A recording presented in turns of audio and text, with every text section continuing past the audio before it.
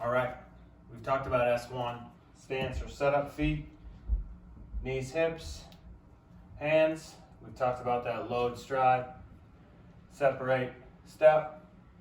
We've talked about snap, backside, bringing your hands here. Now, once all that's happened, all you need to do is take the knob of the bat and then get the big end of the ball. And you can get there however you need to get there, but if your hands are in a good spot connected to your hips, now you can use your hands and not your arms. If we're swinging with our arms, we have to be, we're using big muscles to try and hit little things.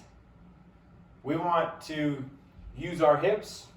That's going to unlock our hands, and now we can just hammer the baseball right there. So you're taking the knob of the bat, you're taking your hands straight to the ball, and then getting the big end through it. There's a drill you can do right there. Just work on stopping and being under control right here. I always say you can tell more about how a swing goes by when a hitter doesn't swing at it than when he does.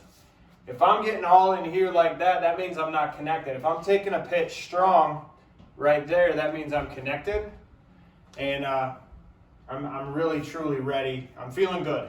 So as a hitter, if I feel that, if I take a pitch, feel how you take a pitch even more than how you swing at a pitch, because it'll often reveal issues earlier on than just the swing piece itself. And as you work to improve on catching those little things that are happening in your swing, so you can get it from one pitch to the next instead of going, 1 for 4 because you figure it out in the fourth at bat. You can go 3 for 4 because you figure it out going into your second at bat.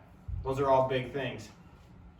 So the hands are really pretty simple. If everything else happens the way it's supposed to leading up to S4, S4 is a matter of hitting with your eyes even more than it is hitting with anything else. Just see the baseball and attack it with your hands, not your arms. That's going to give you the most control over the big end of the barrel. Now, one way you can find the sweet spot on your bat, hold it like this right here, and then just tap it. And whenever it stops vibrating, that is your sweet spot. So for me, right there to right there. So my sweet spot is right here, just before the DBAT DB491B Training Edge Sports Maple. That's my sweet spot right there. Aluminum bat's going to have a little bigger sweet spot than a wooden bat is, but that's the big end that we talk about when we're talking about getting that big end to the baseball. Smalley talks about that all the time. That kind of addresses getting to the ball quickly. Knob hand straight to it, big end straight to the ball, okay? When I was coaching at DBAT, Albert Pujols and the Cardinals were really good. And there was a spread in SI where they broke down Pujols' swing, and that was the coolest thing. He was always right here with that bat lag, and then it was just boom. And then this is the part where he really had it figured out, and this is what separates him, especially on hitting to all fields, is he's able to stay on the ball for a very long time. So I've said a couple times, getting to the ball quickly is one of the main things that has to do with hitting, and then also staying on the ball for a long time before rolling over or pulling that front shoulder. And that's just about kind of riding the rail on that bottom, that top hand, okay? Top hand would be my right hand since I'm right-handed.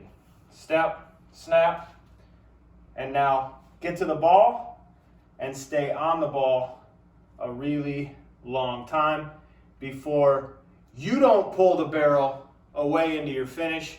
Your bat pulls you into that finish. And you can finish with 2 hands or 1. I actually like 2 a lot of the times just because that ensures that top hand is really hammering down through that baseball. There it is. I mean, you do the pull drill to get your hands all situated and where they're supposed to be. You don't need to hold it real tight and grippy because then you don't have much, you're not in the zone for very long. You still want to be strong. Hold it so you can pop those fingers up and make it there. And then you're here to the ball quick and then on the ball for a long time before your barrel takes you away. Your hands or your shoulder don't pull it away. Your barrel does. Boom. Two-handed finish. One-handed finish. S4. Swing.